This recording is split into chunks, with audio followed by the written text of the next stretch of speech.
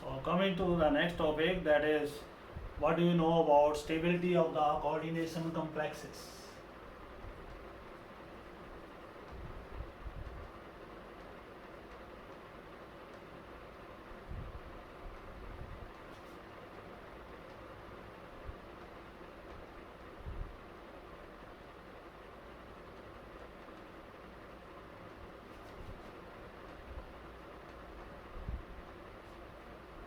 As we know, the stability of coordination complexes that depends upon the interaction between metal ion and the ligand. If the interaction between metal ion and the ligand is strong, the coordination complexes are likely to be more stable.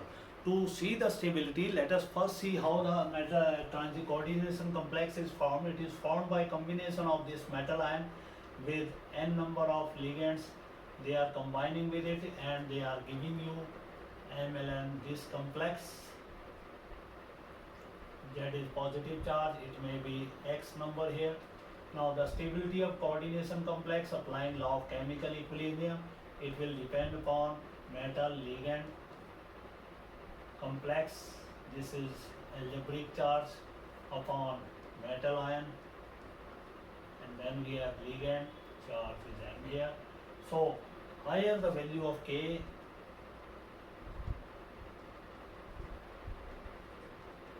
greater would be the stability of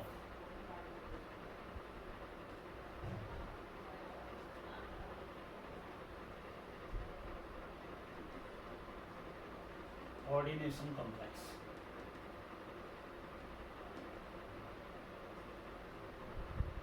Let us explain it by taking two complexes. This is the complex and this is another complex.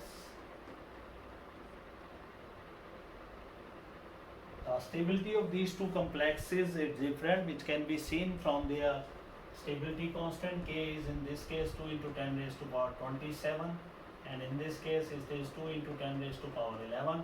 It means this complex is more stable.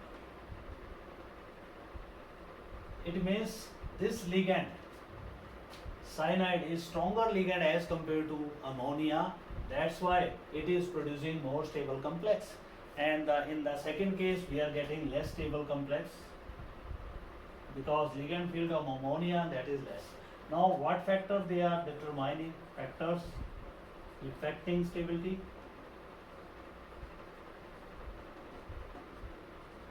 Number one is charge on ion, charge on metal ion. If metal ion has more charge, it will be having more attraction towards the ligand. It will be having more attraction towards the negative ligands or electron rich species. Then second is nature of ligand.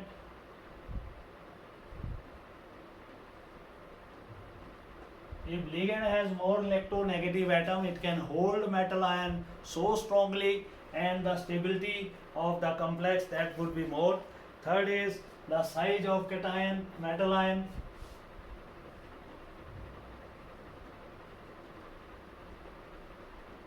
Size of metal ion should be small to get hold of the ligands. So all of these factors, they explain the stability. Fourth factor we can see, chelating effect of the ligands.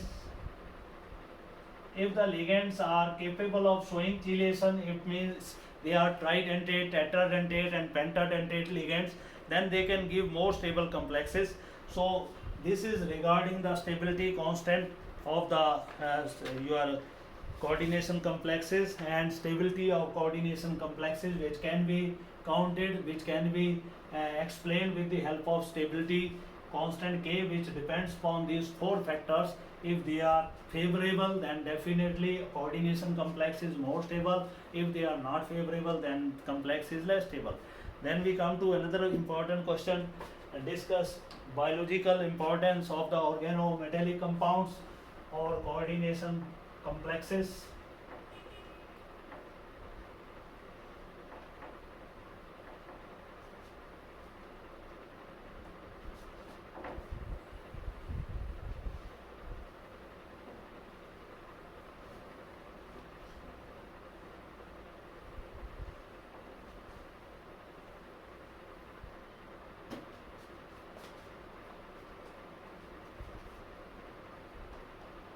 discuss biological importance of coordination complexes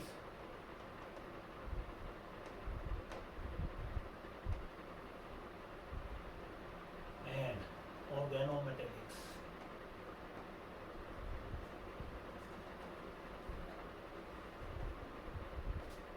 First is chlorophyll. It is biologically important pigment. It is green pigment of the plants where magnesium is bound to the some protein molecules. It is responsible for the green color of the plants. Then second is hemoglobin.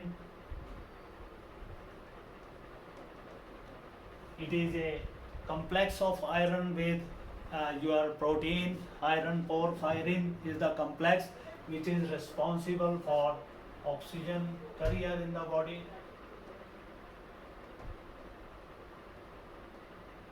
It acts as oxygen carrier in the body. Then we have cyanocobalamin.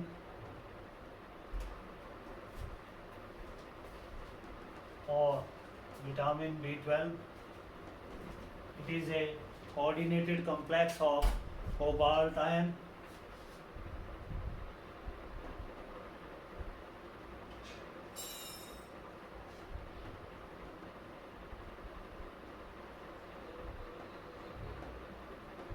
and it is responsible for growth and proper maintenance of the body.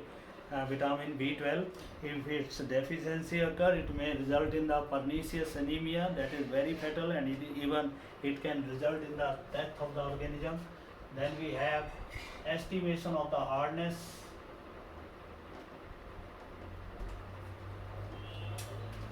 of water. We know the hardness of the water, it is caused by chlorides and sulfates of magnesium and calcium ions. So magnesium and calcium ions, they can be estimated by adding EDTA, ethylene diamine tetraacetate, to their solution. It complexes with magnesium and calcium ions.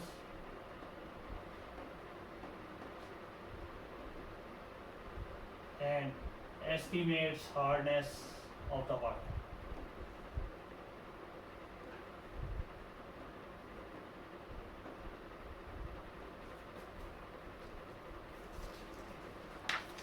Then we have next quantitative analysis and qualitative analysis.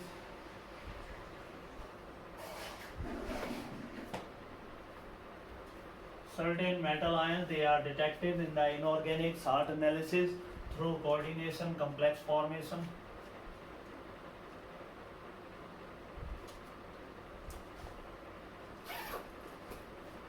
Formed by some metal ions.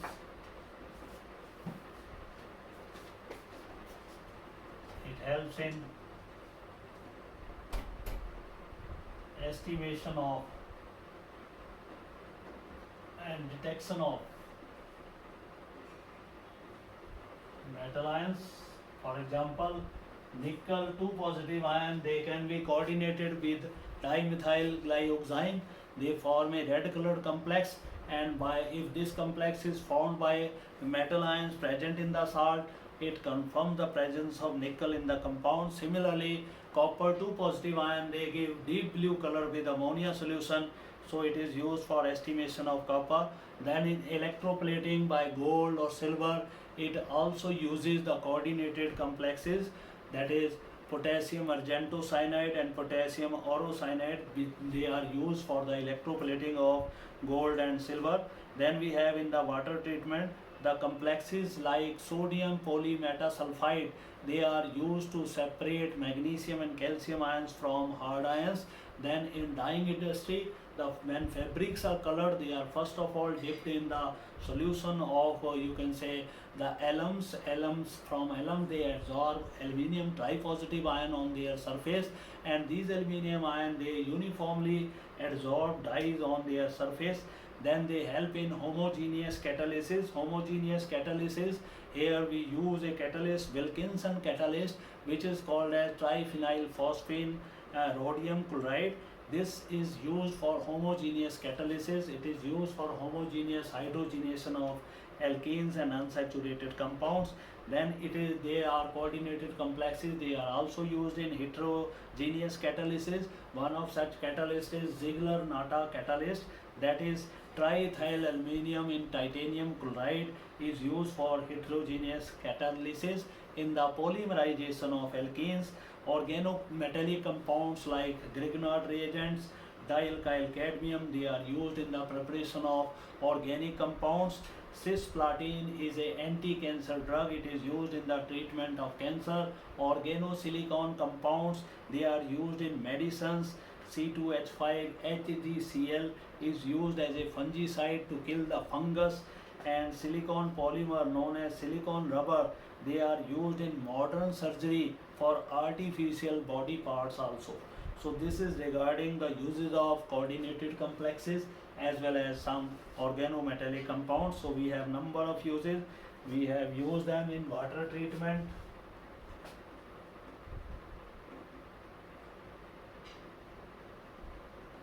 in homogeneous catalysis of alkenes. Then we have heterogeneous catalysis. In heterogeneous catalysis, it is Ziegler-Natta catalyst.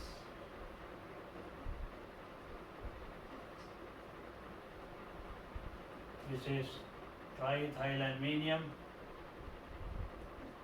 in titanium chloride. And in a homogeneous catalysis, it is triphenyl phosphine and rhodium chloride mixture. They are used in the dyeing.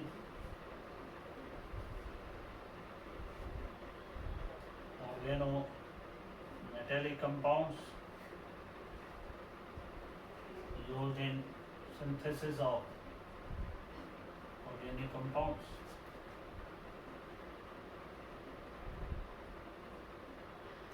So these are the uses of coordinated complexes as well as that of organometallic compounds.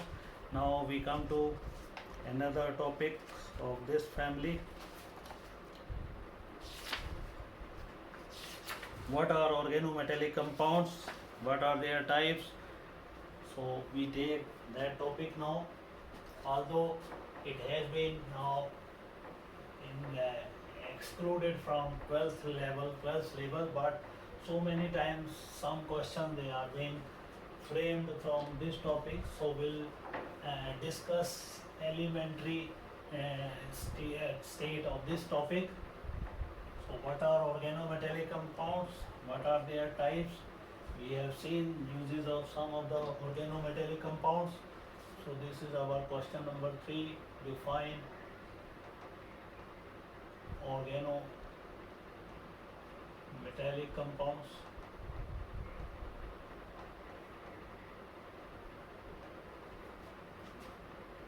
Discuss their types.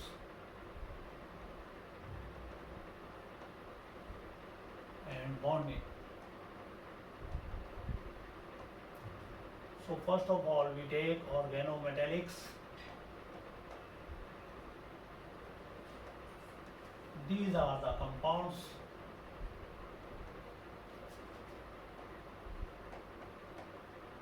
which contain at least one metal carbon sigma or pi bond or coordinate bond.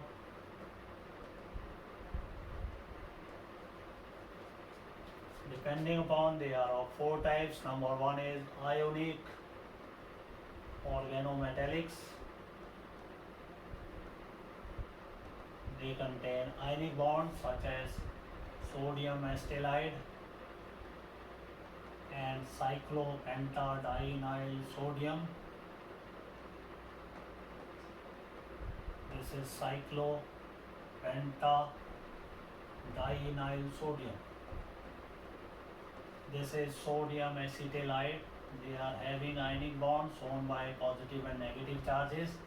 Then we have sigma bonded organometallics.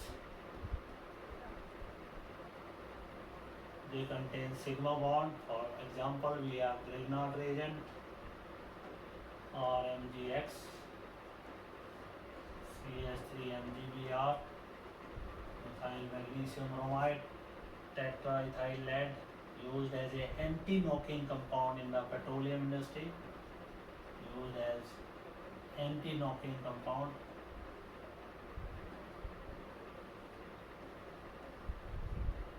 In petroleum industry.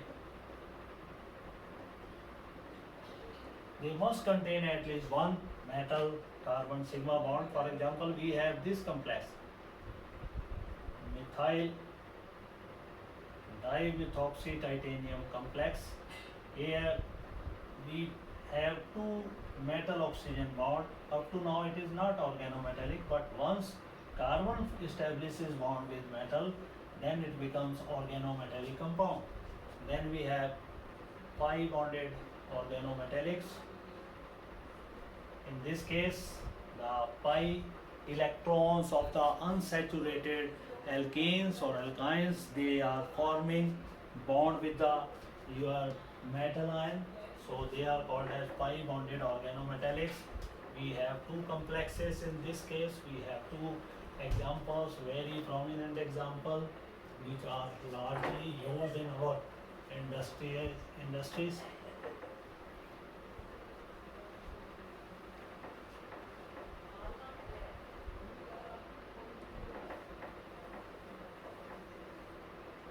First we have Jesus salt.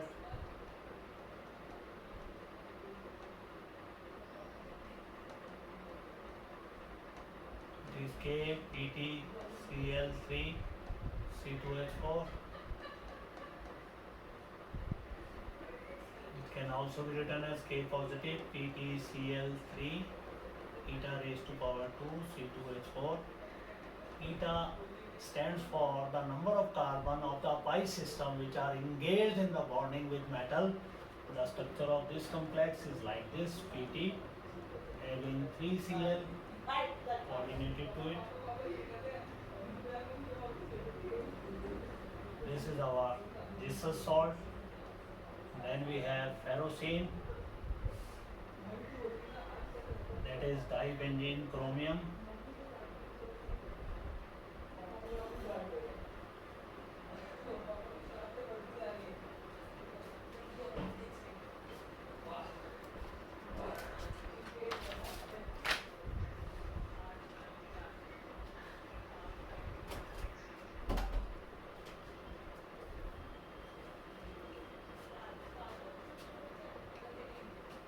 Dibenzene chromium is another compound. Ferrocene is this.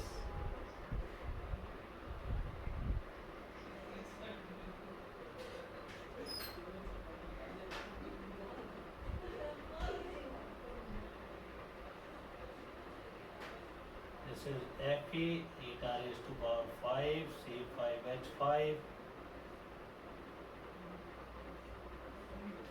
This is ferrocene. And dibenzene chromium can be represented like this: Cr eta raised to power 6.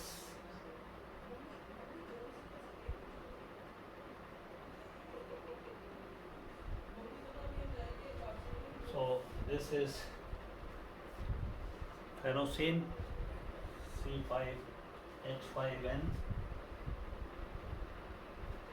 So these are the pi bonded organometallics. Then we come to the fourth type of organometallics. They are metal carbonyls, where transition metal ion is bound to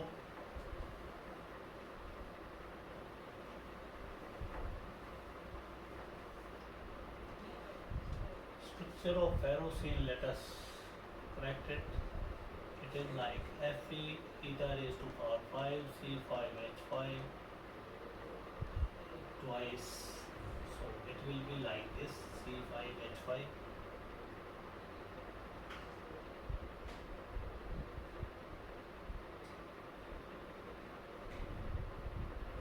This is ferrocene.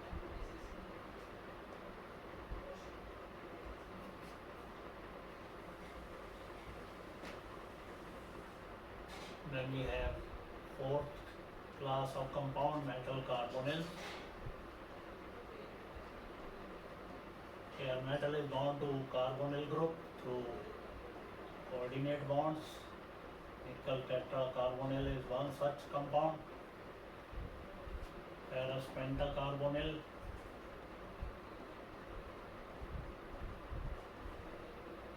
Then we have dimanganese decacarbonyl.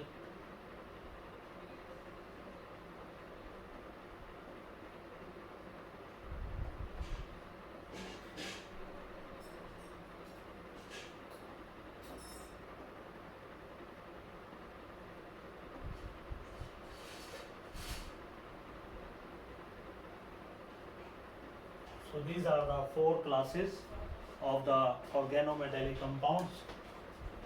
And then we have the bonding in these organometallics as well as pi-bonded complexes. Bonding of ionic organometallic and sigma bonded organometallics, they are easy, they are not tough, they can be easily explained by the overlapping of orbital in case of sigma bonded complexes, and merely the electrostatic force of attraction between oppositely charged ions. So now we take the bonding in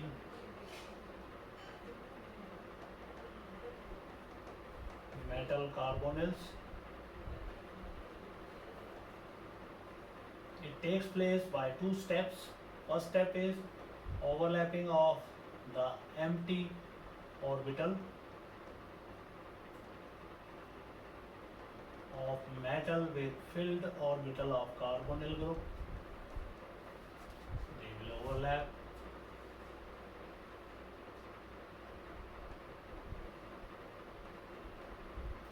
And in the second step, the filled orbital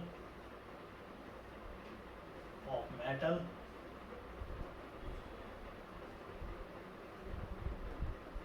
overlaps with the empty orbital of carbonyl group.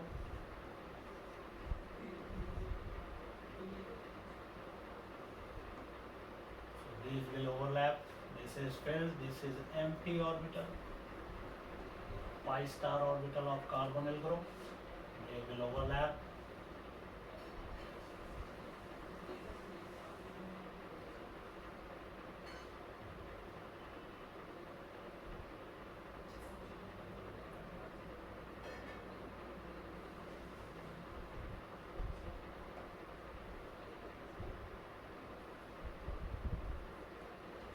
Similarly, we explain bonding in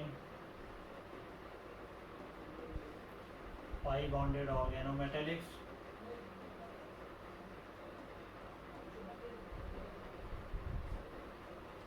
First of all, empty orbital of metal in a similar way overlaps with the filled orbital of alkenes.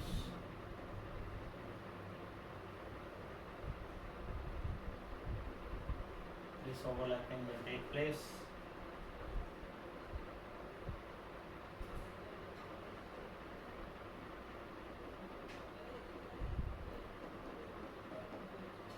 And second is, this is now empty, this is filled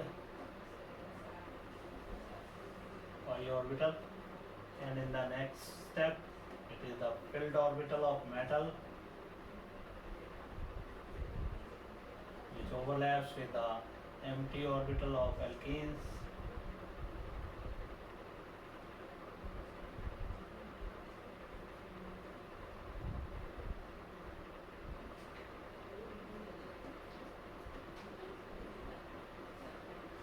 So this is the bonding. Both bonding proceed in a similar fashion. First of all, empty orbital of d orbital of metal overlaps with filled orbital of carbonyl group. Here also the empty orbital of metal overlaps with pi electron, pi bonding molecular orbital of alkane. In the second step, the filled orbital of metal, as we seen here, that will overlap with the empty orbital of the alkane, pi star orbital, you can say pi star orbital, anti-bonding orbital of the alkane, forming the bond between metal and the ligand.